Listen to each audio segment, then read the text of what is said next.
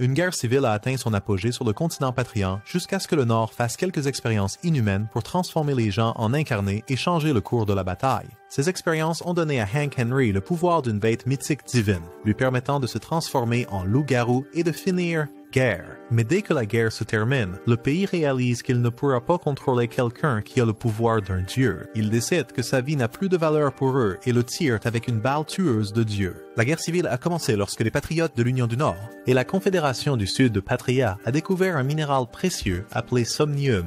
Les Norths étaient du côté perdant jusqu'à ce qu'ils commencent à utiliser somnium pour créer l'incarné. Les Increase sur le produit né de la recherche d'un individu appelé Alain, et bientôt ils ont été utilisés sur le champ de bataille. Dominant le Sud avec leur force et leur pouvoir monstrueux, le Nord a commencé à gagner chaque escarmouche, mais quelque chose d'inattendu s'est produit. Un de leurs camarades, l'Hydra Abai, commence à tuer ses camarades. Hank, qui est devenu le capitaine des incarnés, essaie d'arrêter l'homme serpent. Abby retrouve sa conscience pendant quelques secondes. Les jetons et les sacs s'accrochent pour s'arrêter. Avant que Hank puisse faire quoi que ce soit, les soldats humains commencent à perdre leurs canons, déchaînant des boules d'acier explosives contre tous. Après l'incident, Elaine révèle à Hank et Kane qu'Abby lui a parlé de son état qui s'aggrave. Mais Elaine ne pouvait rien faire parce qu'elle ne savait pas comment l'empêcher de se produire. Elle explique que les pouvoirs incarnés d'Abba commençaient à le dominer, le transformant en un véritable. Hank donne ensuite un discours à tout le monde. Il dit qu'ils ne sont pas de vrais bêtes, ils sont toujours humains. Révèle que ce qui est arrivé à Abba pourrait aussi leur arriver, avant qu'ils ne perdent complètement leur raison.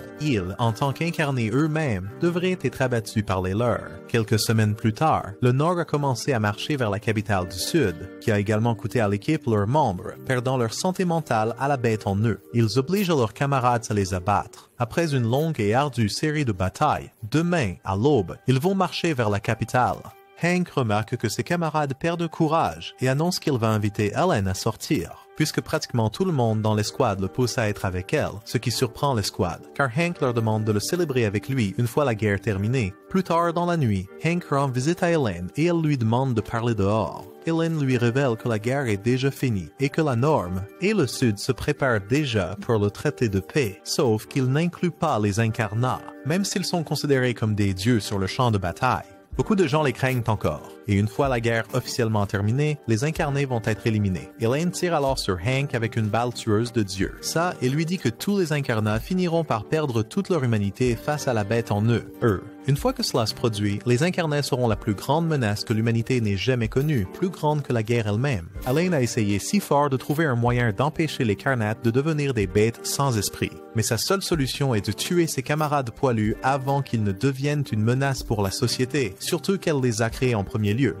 Elle ajoute aussi que Hank est trop gentil et doux. Il essaiera de l'arrêter, alors elle doit le tuer d'abord avant de poursuivre les incarnats restants. Avec elle se trouve leur ami d'enfance, Kane Madhouse. Les deux prévoient de tuer l'escouade ce soir, mais quelque chose se passe alors. Kane trahit Elaine et lui tire dessus. Alors que la vision d'Hank s'estompe, il voit Kane rire avant de perdre finalement sa conscience. 2 mois plus tard, Hank se réveille à l'hôpital militaire. Le lieutenant de 2e classe, Leeser Runecastle, lui dit que la guerre est terminée. L'escouade Incarnate a été dissoute et la plupart d'entre eux sont devenus fous et ont été envoyés par Kane où il voulait. Elle dit aussi à Hank que Kane et Elaine sont portés disparus depuis cette nuit-là. Après avoir été trahi par son ami d'enfance, Hank part dans une quête folle pour tuer les incarnés restants et découvrir où se trouve Kane. Et donc, Hank part à la chasse, commençant par son ami et camarade, Eddie. Eddie lui dit qu'il est un héros de guerre grâce à la puissance de l'incarnat. Mais Hank lui dit que les incarnats n'ont pas leur place dans ce monde, surtout s'ils deviennent fous et tuent des gens. Hank lance son javelot et fait exploser la bombe attachée à celui-ci, tuant Eddie. Quelques jours plus tard, Hank rend visite à la ville de William Bancroft pour tuer Eddie. Tuez-le. William Bancroft revient dans sa ville sous sa forme de dragon. Bien que relativement doux comparé à Eddie et à Bai, Hank doit le tuer pour éviter qu'il ne devienne une menace pour les gens. Alors qu'il se repose dans un bar, une fille fait irruption dans la pièce et tire sur Hank avec un fusil. Mais les balles normales ne peuvent pas facilement tuer un incarné et donc Hank la poursuit et l'emmène. Il interroge la fille et elle révèle qu'elle est la fille de John William Bancroft, Shaw. Cependant, Hank a quelqu'un en tête. Danny, un autre incarné en ville, qui est le sien, cible. Il dit à Shaw de rester et veut confronter Danny. Hank fait face à Danny et lui parle de ses crimes, qui sont le pillage de marchands sur les routes et le saccage de leurs chariots. Hank demande à Danny s'ils se souviennent encore du sermon qu'ils avaient prêté à l'époque. Mais Shaw les interrompt et se place entre eux pour tenter d'empêcher Hank de tuer Danny. Danny se transforme en une bête ressemblant à un rhinocéros et commence à attaquer Hank. mais Hank est déjà sur ses épaules. Hank perce la poitrine de Danny avec sa lance à bombe, la faisant exploser dès qu'il descend de la créature. La bombe explose et avec la défaite de Danny, Hank donne le coup final. Mais avant qu'il ne puisse faire cela, Danny lui dit qu'il ne l'a fait que parce que leur ville est tellement pauvre qu'il ne pouvait même pas boire de café. Café. Avec ces derniers mots entendus, Hank lui tire dessus, mettant fin aux horreurs que les marchands subissent lors de leur voyage sur les routes. Avant de partir, Charles lui demande s'il veut tuer plus de ses camarades. Hank répond qu'ils ont prêté serment. Une fois que quelqu'un se transforme en bête, il doit mourir. Charles essaie de l'arrêter, mais Hank a déjà pris sa décision. Elle décide alors de l'accompagner dans sa quête de chasse aux monstres. Quelques jours plus tard, Hank et Charles arrivent dans une ville actuellement terrorisée par l'incarnation du Minotaure. Apparemment, l'incarné crée une forteresse en démontant les maisons des habitants de la ville, tout en disant à tout le monde que l'ennemi arrivera. Il n'y a pas de meilleur moment que maintenant pour se préparer à la guerre. Lisa leur dit qu'ils doivent arrêter le gars, car chaque citoyen deviendra sans abri s'il continue à construire sa forteresse. Hank dit à Lisa qu'il partira à la tombée de la nuit. Et une fois la nuit arrivée, Charles l'accompagne à l'entrée de la forteresse. Cependant, alors qu'elle explore la forteresse, Charles déclenche un piège qui manque de la couper en deux, mais Hank la sauve juste à temps. Elle demande ensuite à Hank à propos du Minotaure et Hank lui raconte l'histoire de Theo. Hank parle à Charles de Theo qui est paniqué et plein de PTSD, ce qui ne l'a pas surpris étant donné comment Theo a érigé une forteresse massive pleine de pièges. Une fois qu'ils atteignent l'entrée, Hank laisse Charles affronter Theo. Hank retrouve enfin Theo et l'incarné le salue avec son anxiété habituelle, imaginaire et réelle. Une fois que Hank clarifie ses intentions, Theo se transforme en Minotaure, activant ses cartes pièges. Hank est pris au piège par le barrage de projectiles de Theo, et, alors que Theo s'apprête à l'achever, Hank se transforme en loup-garou. Les pièges du Minotaure ne sont pas de taille pour les sens aiguisés et l'agilité insensée de Hank. Une fois que le piège de Theo propulse Hank dans les airs, il utilise l'altitude pour délivrer une attaque rapide et dévastatrice qui déchire la hache en pierre et l'armure en fer de Theo. Avec les derniers mots de Theo prononcés, Hank donne le coup de grâce, tuant son camarade une fois pour toutes. Quelques jours plus tard, Hank et Charles voyagent en train vers une autre ville. Mais avant qu'ils puissent continuer, Lisa arrête le train et informe Hank sur un autre incarné. Apparemment, un incarnat bienveillant appelé le Behemoth est sur une trajectoire de collision avec le pont de fer récemment construit, un pont reliant le nord et le sud. Dès qu'il connaît les détails, Hank informe tout le monde de son plan et attend le Behemoth pour arrive.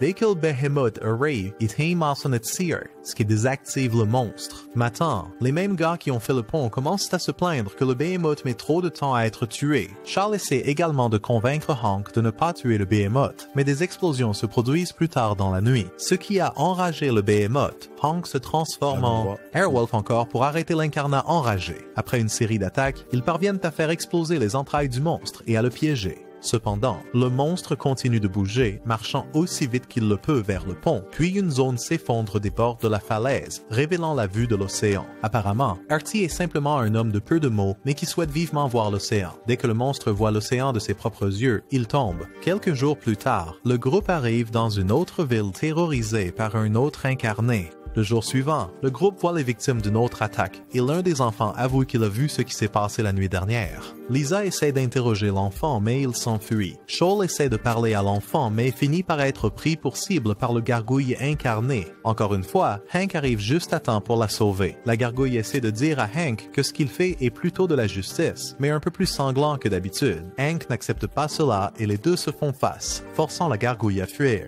Plus tard dans la nuit, Hank affronte à nouveau le gargouille pour en finir.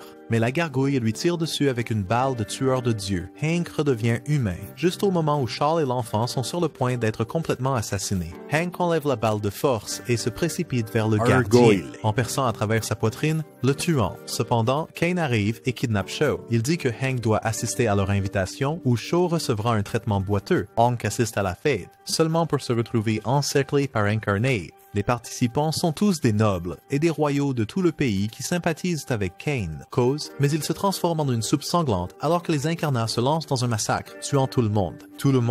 Hank essaye de repousser les incarnats, mais il est simplement en infériorité numérique. Heureusement, un groupe de soldats arrive et commence à tirer sur les incarnés. L'un des soldats tire un canon sur Cain, faisant un trou dans sa poitrine. Hank voit cela et harponne Cain en plein visage, déclenchant la bombe par la suite, mais les pouvoirs de Cain le guérissent totalement. Il abat alors Shaul, déclenchant les souvenirs de Hank d'avoir perdu une voix. Sa chance est maintenant terminée. Celui-ci, ses souvenirs le font se transformer en un énorme loup blanc ravageant la ville.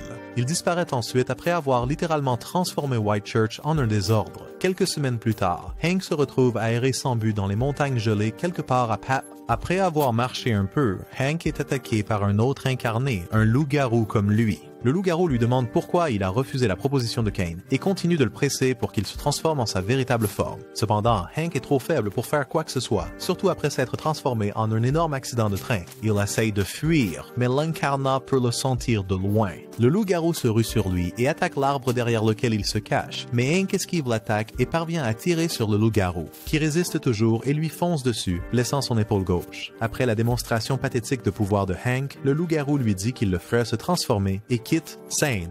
Cette nuit-là, le loup-garou retrouve Hank au même endroit et le défie, mais cette fois, Hank se transforme en sa forme de loup-garou et affronte la bête. Les deux monstres se battent, et tandis que Hank attaque sans réfléchir le loup-garou, il se souvient de sa transformation en grand loup blanc et redevient humain.